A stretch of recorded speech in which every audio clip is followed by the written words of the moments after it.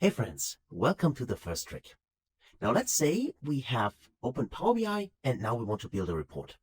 So in this folder here, and you can get the data also from the resource section from the course, I have one specific Excel file, which is this PBI training one sheet. So what this basically contains is, if I double click here, let's just open that. Let me just make this smaller so you can see that.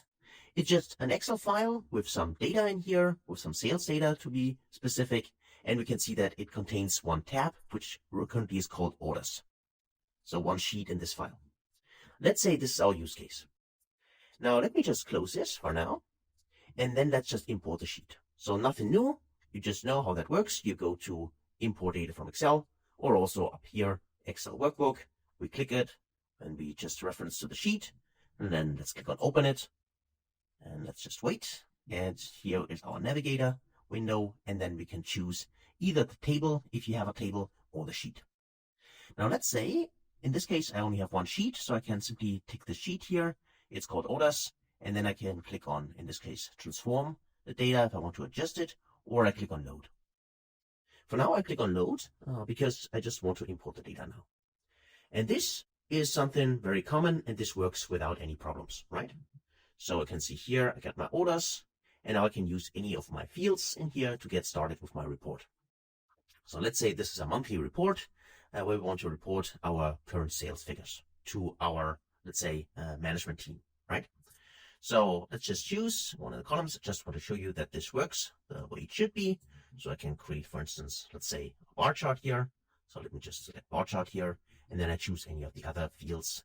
In this case, I don't have a measure, but let me just choose now, for now at least, just sales. Because the main point is actually how can we deal with errors.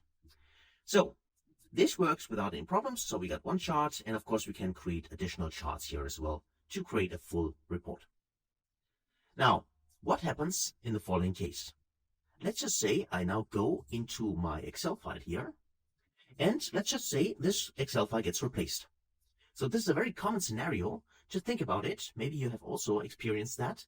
Each month you get a new sales data. So for instance, it can be automatically created and then put into a specific folder. And instead of calling it orders here, maybe it's called different, right? So maybe oftentimes something like, for instance, this is sales in January 23, for instance, something like that, right? Or 0123, whatever you want to call it, right? So that's the new sheet name.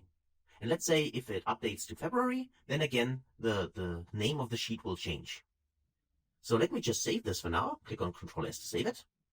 And then let's go back inside our report in here. And now let me try to refresh the data.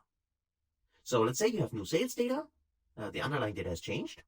And now you click on refresh, either by clicking refresh here, or right click on the orders table and click on refresh here. That would also work.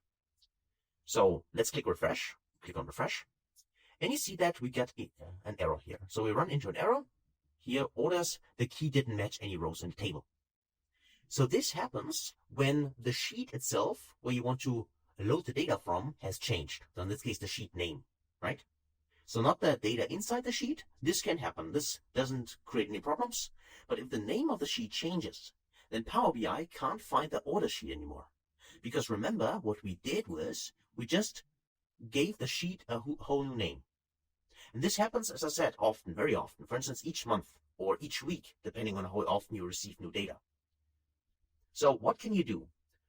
Of course, you could go, or we could go inside the query editor, right? So go in here, and then we could say, if we transform the data, and we could either rename the sheet inside the query editor, but this is not a scalable solution because we have to do it each time the sheet or new data gets arrived, right? So what can we do instead? So let me just first fix this for now. Let's go back in here, and let's call it back orders, right? So if I call this orders here, orders, and I save this, and I go close this down, and now I will try to refresh it. You'll see that this refresh works without errors, right? So Power BI can find the orders sheet in this case, and everything works fine. So now the solution. Let's first go inside transform data here inside the query editor. So now we're in the query editor, and let's go to the advanced editor tab. So here we need to just play around with the M code a little bit. But don't worry, it won't be too intimidating, I promise. So click on Advanced Editor here, and this is the M code. Unfortunately, I can't zoom in here, but let me just copy this, Control-C to copy everything, Control-C, and then I open in here an editor, and let me just paste this inside, and now you can see that that's what the data looks like. So hopefully that is good and big enough for you, but of course you also can copy and paste it from your own Power BI file. So where is the actual problem? So if we take a look at the M code, we see that the original problem lies in the second step. In this order sheet, it's referencing the source, which is the step above, and here it specifies an item, and this item is hard-coded, calling orders. So this means that it always searches for a sheet inside the Excel file. You can see it here, the kind is sheet, and this sheet needs to be called orders. And that is exactly the problem. Because if we rename it, or a system which sends the data to us automatically renames it each month, then of course we would need to have to adjust it here. So of course we could go to the editor, and then now I can write in here, for instance, sales underscore 0123, for instance, if it's January 23, or whatever kind of name has been changed. I can change it here, and then the query works fine until the next change. So instead, we could do the following. We could say, instead of using hard-coded values here, because we only have one sheet, we just get rid of that, and of course we can just remove this completely. So this kind of sheet, this can be actually placed inside, because it's still an Excel sheet. But now, we just remove the hard-coded part, where we specify a specific sheet name. And now, let me just copy this, Control-C to copy everything, Control-C, and let me go back to Power BI, so let me just here, and just paste it. Of course, you could also remove it here directly. I just wanted to show it to you that it is a little bit in size. I paste this inside, and everything we did was just remove the specific name of the sheet, which was explicitly stated here and hard-coded. And now if I click on Done, you see that we got no syntax errors. But let's just check that first. We click on Done, and you see that we still receive all the data, so nothing has been changed, which is good.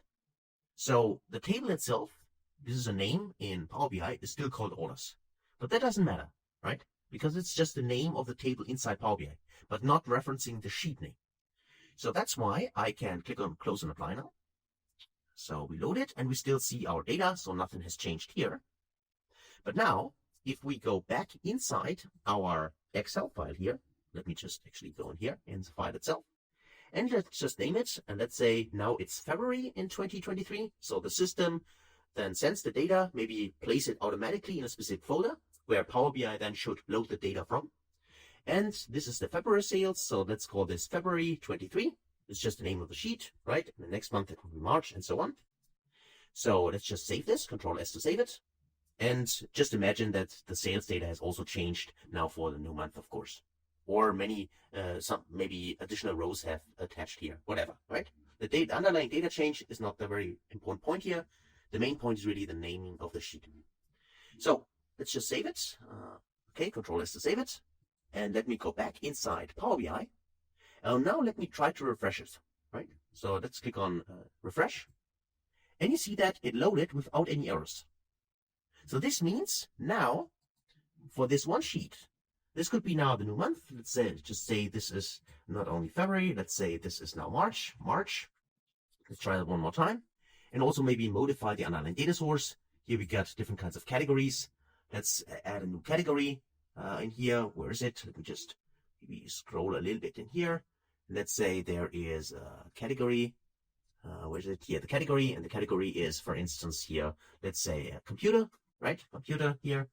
And then let me just add some sales price here. We reference to sales. Let's call this maybe 300,000, right? So like that. Save it, Control-S to save it. And if I go in here, and let's just refresh this, go in here, click on refresh, and you see that now we get a new category, which is called computer, and we don't have any issues, even though we renamed the sheet. Okay? And that's the trick here. So now we do not have any errors anymore regarding renaming of sheets, and we can refresh the data automatically, and there's no manual intervention from our side. Hope that helps. Give it a try. Thanks a lot for watching, and hopefully see you in the next video. Until then, best guys.